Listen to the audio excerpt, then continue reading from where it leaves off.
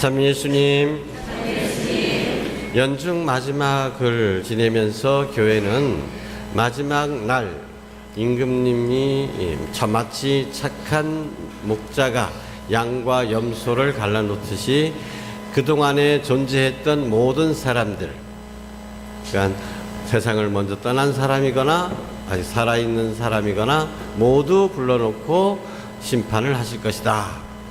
이것을 우리는 공심판이라고 얘기합니다. 심판은 개인적으로 자기가 죽어서 하나님 앞에 가서 심판받는 사심판이 있고, 그 다음에 세상 종말 때의 모든 인간들이 함께 심판을 받게 될 공심판이 있습니다. 이 공심판 장면을 가르쳐 주는 것이 바로 오늘 마태복음 25장의 말씀입니다. 근데 여러분이 심판받는다고 생각하면 기분이 어떠십니까?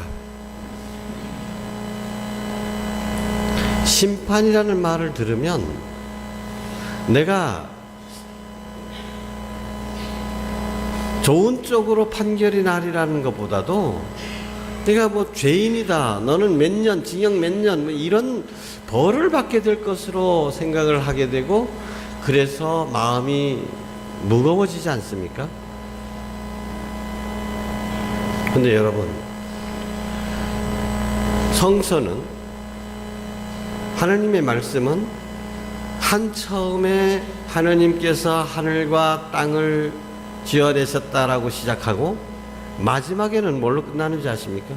묵시록 마지막, 마라나타, 주 예수여 어서 오소서, 이렇게 끝납니다. 그러니까 초대교회에서는 마라나타라는, 예수님 어서 오십시오, 어서 오십시오라고 하는 이 말이 서로에 대한 인사말이 되었던 것입니다. 마라나타. 우리는 지금 참 예수님 하잖아요. 그 사람들 서로 마라나타 하고 인사를 했어요. 예수님의 오심을 기다리는 것이었어요. 예수님 빨리 오십시오 그랬어요. 근데 2000년이 지난 오늘 예수님 오신다는 소식이 우리에게 기쁜 소식이 아니라 그날은 분노의 날, 엄격한 심판의 날이요, 우리로서는 단죄의 날이 되리라, 이렇게 여겨지고, 주님께서 빨리 오셨으면 좋겠습니까? 아이고, 나 죽기 전까지는 좀 안 왔으면 좋겠다. 정말 하늘에 계신 하느님, 제발 하늘에만 계셔 주십시오. 가능하면 그날은 내 생전에 안 왔으면 좋겠다, 이런 느낌입니다. 왜 이럴까요? 여러분, 이것은 신앙의 변질입니다. 그러니까 지금 우리가 이렇게 느끼고 있다면 이것은 올바른 믿음이 아니라는 얘기입니다. 사실 오늘 복음의 대목은 옛날에는 장례미사 때 익혀졌습니다. 근데 장례미사 때 이 구절을 봉독을 하면서 저는 상당히 사목자로서 마음의 부담을 느낍니다. 강론을 어떻게 해야 될지 모르겠습니다. 이 말씀에 따를 것 같으면, 제가 이해할 것 같으면, 이 사람이 죽은 이 사람이 정말로 어려운 사람들 많이 보살폈는가? 헐벗은 사람한테 자기 옷을 벗어줬던가? 굶주리는 사람한테 자기 먹을 것도 양보했는가? 감옥에 갇힌 사람들, 병든 사람들을 얼마나 찾아줬나? 그 기준에 따라 가지고 영원한 행복을 받고 영원한 처벌을 받게 되는데, 이 사람은 영영한 사람이니까 훌륭하게 잘 살았으니까 천당에 갈 것이다, 이런 말을 할 수가 있냐? 그런 사람이 몇 사람이나 되겠습니까? 그래서 요즘은 장례미사 때 이 기절을 거의 안 읽죠. 그 대신 요한복음 사가가 전해주는 위로의 약속의 말씀을 듣게 됩니다. 내가 이 세상에 온 것은, 아버지께서 나를 이 세상에 보내신 것은 아버지께서 맡겨주신 사람을 단 하나도 잃지 않고 마지막 날에 모두 살리는 일, 그것을 위해서 내가 왔다. 그래서 아이고, 예수님께서 이 영혼도 받아주실 것이다, 이런 위로의 이야기를 하게 되는 것입니다. 그래서 이 대목은 이제 점차 우리 신자들로서는 회피하고 싶은 대목이 되고 말았습니다. 저도 얼마 전에 지난 주일에 베트남을 다녀왔습니다.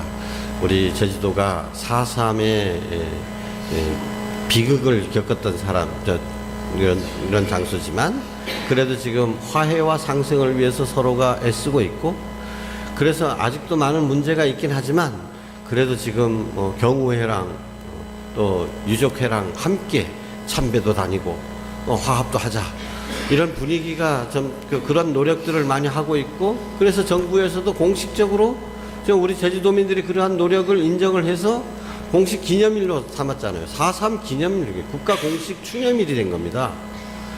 그래서 이제 이런 제주도에만 머물지 않고 세계 평화를 위해서 우리가 헌신해야 되겠다. 그래서 우리 제주교구로서는 베트남에 우리 한국군들이 거기 가서 좋은 일도 많이 했지만 사실 잘 안 알려지고 알고 싶어 하지 않는 일이지만 나쁜 짓도 많이 했거든요. 베트공한테 한 사람 죽으면 어떻게 했어요? 그 마을 전체에 그냥 남녀노소 할 것 없이 그냥 다 죽여버리는 겁니다. 그러니까 그 마을에는 증오비가 있습니다. 그 비석의 이름이 증오비. 나이한들이 한 그 잘못, 어떻게 인간으로서 이럴 수 있느냐, 우리가 뭘 잘못했다고 이렇게 우리를 죽였느냐, 이 원한을 잊지 말자라는 거예요. 그런 비석들이 마을마다 세워져 있는 겁니다. 그래서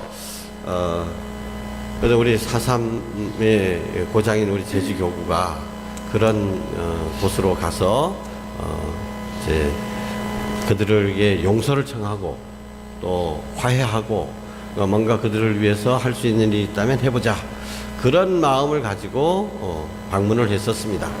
근데 막상 방문을 해보니까 그 동네는 우리가 못 갔어요.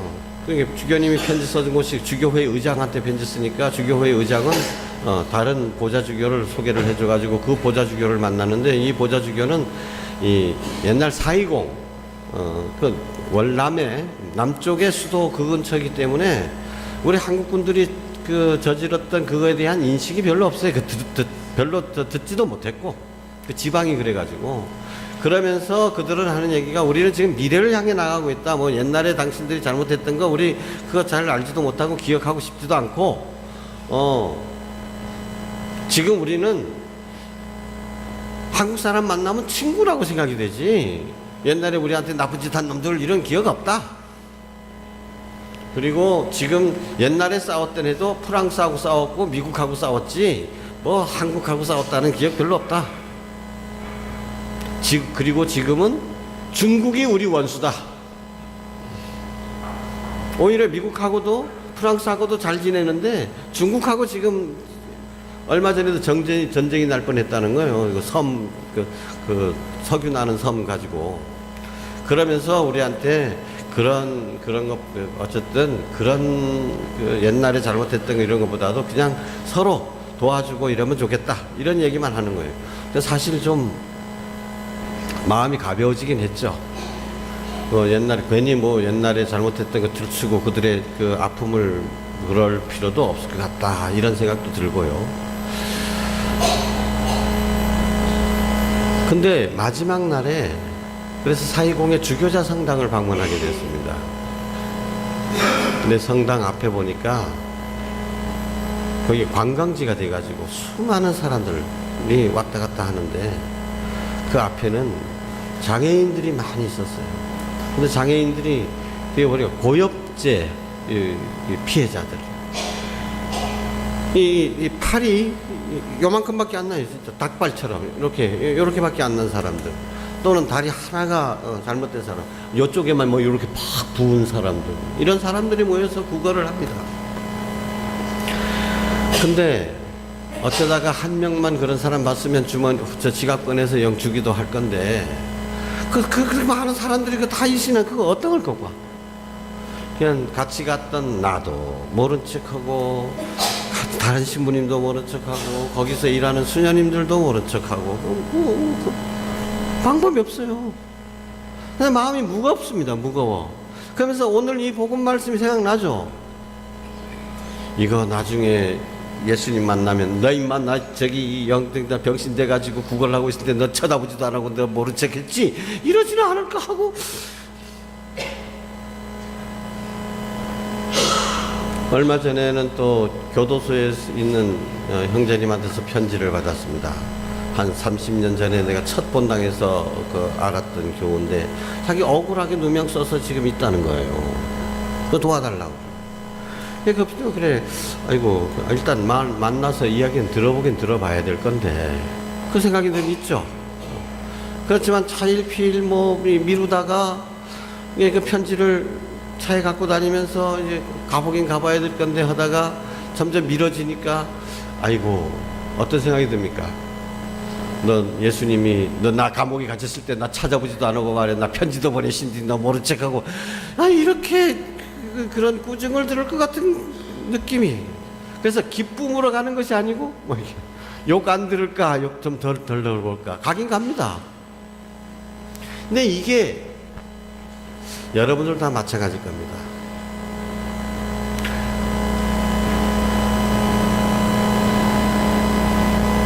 왜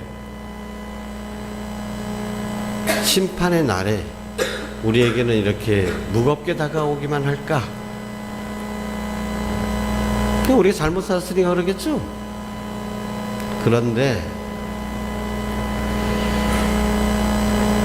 우리는 나를 심판하실 그분을 과연 어떻게 생각하고 있는 것일까? 지난 주일 복음 기억나십니까? 지난 주일 복음은 탤런트의 비유였습니다. 근데 어떤 사람은 5 탤런트를 받고, 어떤 사람은 2 탤런트를 받고, 어떤 사람은 1 탤런트를 받았다. 근데 5 탤런트를 받은 사람은 5개를 더 벌었다. 2개를 받은 사람은 2개를 더 벌었다. 근데 하나를 받은 사람은 땅에 묻어두었다. 그래서 다른 2 사람은 착하고 충실한 종아, 네가 작은 일에 성실하였으니 너에게 큰 일을 맡기겠다라는 칭찬의 말씀을 들었는데, 이 땅에 묻어둔 사람은 어떤 말을 들었습니까? 이 악하고 게으른 종아. 근데 이 악하고 게으른 종이라는 꾸지람을 들은 이 1 탤런트를 받은 사람은 왜 숨겨두었습니까? 왜 땅 파고 묻어두었습니까? 그가 그대로 얘기를 합니다. 주인님, 저는 주인님께서 뿌리지도 않은 데서도 거두고 심지도 않은 데서도 모으시는 분인 줄로 알고 있었기 때문에 두려워서 땅에 묻어두었습니다.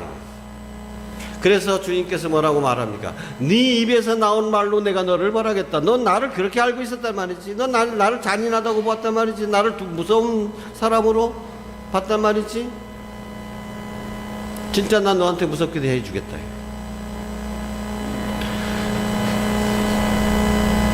예수님께서 탤런트 비유에서 말씀하신 것은 많이 받았으니까 많이 벌어라. 5개를 벌었으니까 용하다. 2개 벌었어. 다 장하다. 너 1개 벌어야 되는데 1개를 못 벌었다. 결과를 두고 하시는 말씀이 아닙니다. 중요한 것은 실패할 수도 있는 겁니다. 5개를 투자를 했는데 5개 다 날릴 수도 있는 겁니다. 그랬어도 주인님께 비난을 받지 않았습니다. 꾸중 듣지 않았을 것입니다. 꾸중 들은 이유가 무엇입니까? 당신을 어떻게 생각하느냐, 당신을 어떤 분으로 생각하고 있느냐. 여러분들은 심판하러 오신 예수님을 어떻게 생각하십니까?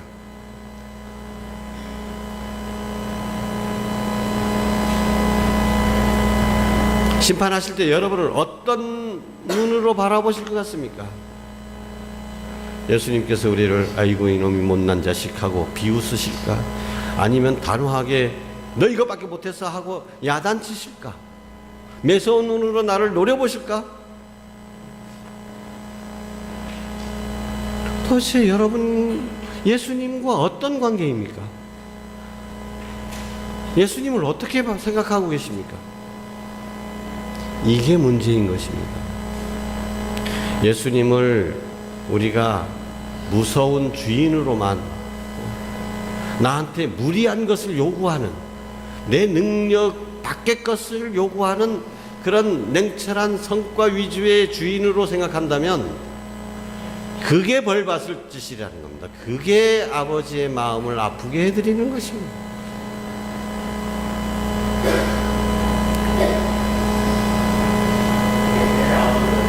하느님은, 예수님께서 가르쳐 주신 하느님은 어떤 분이십니까? 우리의 아빠, 아버지이십니다.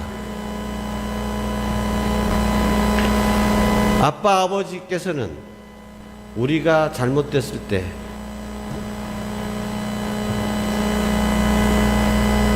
우리의 잘못을 대신 기워 갚아주신 분이십니다. 내가 잘못해가지고 남의 집에 유리창 깨고 화분 깨버렸으면 어떻게 합니까? 아버지는 어떻게 합니까? 대신 물어주시는 분이십니다. 내가 아프면은 오히려 나보다도, 나를 살릴 수 있다면 당신의 목숨까지도 기꺼이 내어주실, 대신 아파하고 싶어하고 대신 죽어서 살릴 수 있다면 당신이 몇 번이라도 목숨을 내오실 분이십니다. 하느님은 바로 이런 분이십니다. 오늘 우리가 기념하는 이 그리스도 왕 대축일은 바로 이것을 말하는 것입니다. 예수님은 사랑의 왕이십니다. 다른 임금들처럼 화려한 왕관을 쓰지 않고 멋진 황금 의자에 앉아있지 않고 부드러운 옷, 화려한 옷을 걸치지 않고 대신에 가시관을 쓰시고 발거벗겨주시고 저 거칠은 십자가 형틀을 왕자로 삼으시는 분이십니다. 하느님과 똑같은 분이셨지만 그걸 모두 다 우리를 위해서 내어놓으시고 마지막 피 한 방울까지도 우리를 위해서 내어놓으시는 사랑과 섬김의 왕이십니다. 그분께서 심판하실 것입니다. 그분께서 심판하실 때 심판의 내용이 어떻겠습니까? 너 요거 못했지, 너 요거 부족했지, 이렇게 하시겠습니까? 과연 착한 목자로서 양들을 어떻게 심판하실 것인지 오늘 에제키엘 예언서는 잘 말해줍니다. 오늘 매일 미사책 한번 꺼내 보십시오.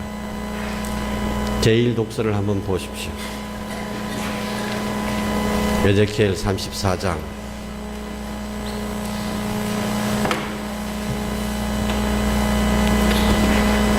나 이제 내 양떼를 찾아서 보살펴 주겠다. 자기 가축이 흩어진 양떼 가운데 있을 때 목자가 보살피듯 나도 내 양떼를 보살피겠다. 몸소 내 양떼를 먹이고 몸소 그들을 위어 쉬게 하겠다. 자, 16절부터 같이 읽어볼까요? 잃어버린 양은 찾아내고 흩어진 양은 도로 데려오며 부러진 양은 싸매주고 아픈 것은 원기를 북돋아 주겠다. 다시 한번 읽어봅시다. 잃어버린 양은 찾아내고 흩어진 양은 도로 데려오며 부러진 양은 싸매주고 아픈 것은 원기를 북돋아 주겠다. 예. 심판의 날에 잃어버린 양, 길 잃어버리고 지 혼자 자꾸 돌아다니는 양, 이런 양은 어떻게 할까요? 잡아먹어버려? 잡아먹어버릴 것이다 라고 생각하는 사람은 잡아먹힐 겁니다. 하나님을 그렇게 두려워하면 그렇게 취급당할 것입니다. 네가 나를 그렇게 생각했단 말이지? 근데 심판의 날에 이루어질 날, 주님께서 오시면 어떤 일이 벌어질 것인가? 길 잃고 헤매는 우리는 어떻게 됩니까? 우리 힘으로는 제 길을 찾아가지 못하는데 그분께서 오시면 흩어져 있는 나, 길 잃어버린 나를 되찾아 주신다는 겁니다. 그럼 내 다리가 부러졌으면 어떻게 한다고? 아이고 저거 먹어봐야 저 사료값도 안 나올 거, 이런 게 아니란 말이에요. 다리 부러졌으면 어떻게 한다고요? 싸매주고. 아픈 것은 어떻게 한다고요? 원기를 북돋아 준다. 이게 심판의 날에 이루어질 일입니다. 심판은 그래서 두려워할 날이 아니라 위로와 용기의 날이 되는 것입니다.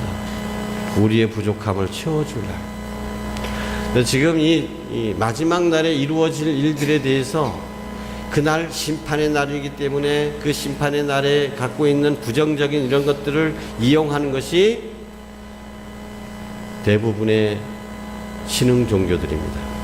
신천지 교회든 뭐든 이 종말론에 대한 인간들의 불안을 이용하는 것입니다. 그러나 성사가 말하는 종말은 초창기 우리 교우들이 가졌던 그 믿음, 주 예수님 어서서, 예수님 빨리 오십시오, 빨리 와서 도와주십시오, 도와주실 분, 구원해 주실 분, 힘이 되어 주실 분, 아픈 나를 싸매 주실 분, 이 연약한 나를 당신 품에 안아 주실 분, 이런 분이기 때문에 어서 오십시오 마라나타 하고 기도를 했던 것입니다. 그렇게 인사를 했던 것입니다.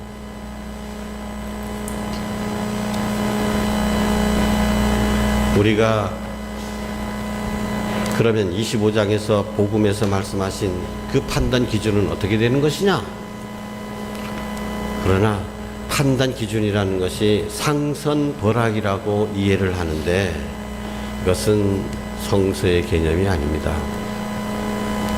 착한 일 많이 한 사람은 상을 받고 나쁜 일 많이 한 사람은 벌 받는다? 이것은 그리스도교 이전의 사고입니다.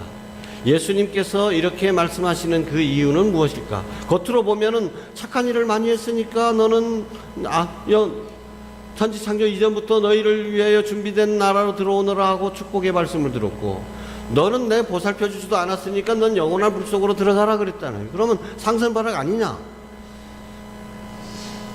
그렇지 않습니다. 그 전에 중요한 것이 있습니다. 뭐냐? 바로 하느님을 어떻게 생각하느냐, 어떤 분으로 받아 모시느냐.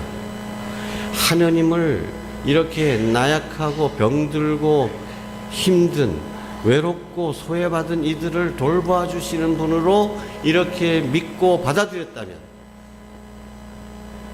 하느님께서 나를 위해서 그렇게 모든 것을 아낌없이 무한히 베풀어 주시는 그런 분으로 내가 받아들였다면, 그래서 하느님을 나의 아빠 아버지로 믿고 받아들이는 사람이라면, 하느님께서 얼마나 좋으신 분이신지 사랑하시는 분이신지를 내가 깨달은 사람이라면, 그걸 받아들이는 사람이라면 저절로 우리의 삶이 나눠주게 돼 있다는 것입니다. 그러니까 내가 나눠주는 것이 아까 제가 예를 들었던 것처럼, 아이고 이거 다 주지는 못하고 이거 어떡하고 주제너니 그렇고 안 주제너니 마음이 부담스럽고 나중에 욕먹을 가보대, 이래서 아이고 욕먹는 것보다는 돈 주는 게 낫지 해서 주는 거는 의미가 없다는 겁니다. 그렇게 하라는 것이 아니라는 거예요. 천당 들어가기 위해서 주머니 털라는 얘기가 아닌 것이에요. 내가 받은 은총이 얼마나 큰 것인지를 깨달았기 때문에, 거저 이렇게 넘치도록 받았기 때문에, 그래서 저절로 노력함이 없이 저절로 이렇게 나눠질 수밖에 없는 내 삶이 그렇게 변하게 되는 것. 그러니까 착한 일을 했기 때문에 상을 받고 나쁜 착한 일을 안 했기 때문에 벌을 받는 것이 아니라, 하느님을 그대로 받아들인 사람이기 때문에 하느님께로 돌아가게 되는 것입니다. 하느님을 못 받아들인 사람은 하느님과 함께 있을 수 없는 것입니다.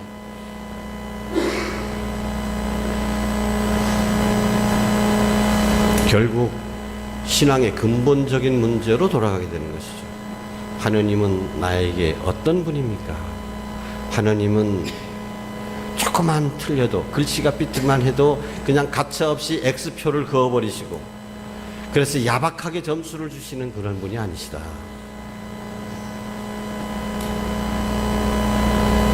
착한 목자로서 나를 위해서 오히려 99마리 양들을 내버려 두고 길 잃고 헤매는 못된 나를 위해서 헤매시는 이런 분이시다. 나를 위해서라면 이리때와 싸워서 자신의 목숨을 기꺼이 바칠 수 있는 목자시다. 하느님으로서 그 모든 영광을 다 버리시고 십자가에 못 박히실 만큼 나를 사랑하는 분이시다. 당신 아드님을 이렇게 내어주실 만큼 우리를 사랑하시는 우리의 아빠 아버지시다. 이것을 내 마음으로, 내 온 몸으로 받아들이느냐,